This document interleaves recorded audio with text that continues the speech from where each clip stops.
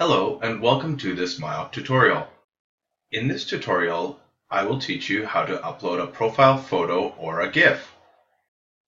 From the My Settings page, simply click the Upload Image or GIF button. From here, navigate to the file you want to upload. Prior to uploading the photo, check the file size to make sure that it is less than 1 megabyte. If it is greater than 1 megabyte, the file will fail to upload. To check the file size, right-click on the photo or GIF and click on Properties.